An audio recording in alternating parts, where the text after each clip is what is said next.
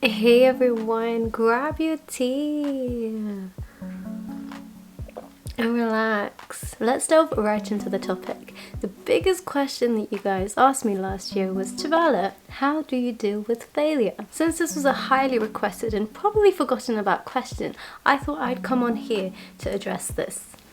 The reason I've put off answering this question is because I thought I'd have this grand video where I've planned and written some kind of a script to really make some kind of a statement. However, the more I tried to have this perfect video in mind, the more the whole idea of even answering the question just began to give me some sort of anxiety. So I thought, new year, new me, I'll just hit record on the camera and talk freely. It's currently just hit 4 o'clock. Let's try and do this video before the sun goes down. The biggest thing that probably helps me deal with failure is positive reframing of failing. When you fail at something, you don't get what you expected or you don't get what you wanted. Nobody is perfect, and I'm sure you can think of examples where you have failed. I failed at a lot of things in life. I see something that I want and I really try to get that thing and then I don't get it. That would be considered failing. When I really sit and think about all the things I have failed with in life, it's really these situations from which I've learnt the greatest lessons in my life about myself, about the world around me. I gain new perspective, I develop a better mindset. Obviously back in the day at the exact time that I failed at something, I didn't think, oh my gosh, this is the greatest thing that can happen to me. It was only years down the line or even months that I think, okay, you know what, I'm actually quite grateful that happened, to the point that I'm actually grateful for the hardship. That's why these days when I fail at something, my go-to response and even reflex is, okay, what are the lessons that I can take away from this? What is this hardship and failure teaching me? And here's the thing, we label lessons as a positive thing, and lessons come from things not going to plan or from failing. Therefore, failure becomes the root of the valuable lessons in life, a positive thing. So in a nutshell, that's how I see failure. Another thing I wanted to talk about is dealing with rejection. We all deal with rejection all the time. Some people take it positively, others don't. Rejection happens all the time in many areas, in many different forms. When it comes to opportunities in life, I've always been the type of person to see something that I want and I'm like, I really like this, I want it, so I shoot my shot. Following this mentality, you'd imagine that I offer myself or my services a lot. That sounds sort of wrong. And you can imagine that I get rejected a lot. I like to think I have some self-respect and shame, but pride and ego are really silly that it never really gets into the way of me aiming for something that I really want and I'm working hard for. And with opportunities, if you don't ask, you definitely won't get. But if you ask, you might get it. But if you don't, how will you deal with this rejection or being turned down for something? Now, being the visual person that I am, this is how I imagine rejection and redefine rejection as redirection. You walk into a room full of doors, you see one that's open and you can kind of see what's through and you're like, oh my gosh, this is what I want. So you run across the room or even walk if you're drinking tea and the door closes on you.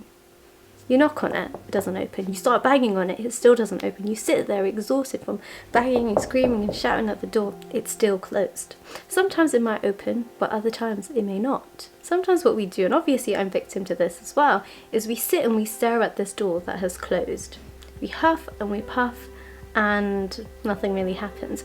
And that's sort of a waste of time and other opportunities are going by. Other people are walking through all these other doors and you're still in the same place. So how I see rejection is redirection. Okay, this door has closed on you, turn around. There are going to be so many other doors open in this room. Even if they're all not open simultaneously, they'll be opening one at a time and you can kind of vaguely see through them and maybe something might appeal to you even more than what appealed to you in the first place when you look through this initial door. However, unless you accept that this door has closed, you're never really going to open yourself up to all of these other opportunities.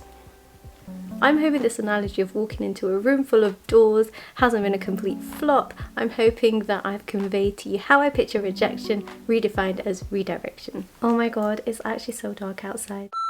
Another thing I wanted to quickly talk about is loss. And before we talk about loss, I would like to thank Skillshare for kindly sponsoring this video. Skillshare has a range of courses for the curious-minded, people like you. Topics include animation, illustration, leadership and management. Of course, there are many more classes to match all skill levels, which means you can be confident you'll find something that interests you. I found Keith Yamashita's short course, Storytelling for Leaders, How to Craft Stories That Matter, really interesting. Storytelling isn't really something I considered studying. I thought it was more something you picked up naturally. This course really changed my perspective as I learned more about story types and archetypes. The first 1,000 of you to use the link in the description below will get a free trial of Skillshare Premium, a place to unlock your creativity. People and things come into our life for a limited time, even if it feels like forever. There's so much to learn from meeting a person, even if it's for a short period of time. Just think about it. Some of the best conversations you probably have are with strangers you never even planned on seeing again. Maybe somebody recommended a really good book to you that you enjoyed and it changed your life, or maybe somebody demonstrated an act of kindness that really showed you the value of service. There is always something to learn when you really think deep into it. Therefore, when I'm dealing with loss, I really try to remind myself why I'm grateful for meeting the person and what they've taught me. That is enough for me. I can't be mad at the person. It's all love and appreciation, and that's how I try to minimize any suffering from loss. Wake up, the sun has completely gone down. I hope you've taken away a lesson or two from this video. If you enjoyed it, then please consider giving the video a big thumbs up and let me know in the comments below what your thoughts were. I wish you guys a happy new year that's full of love as well as good health. I'll see you guys soon.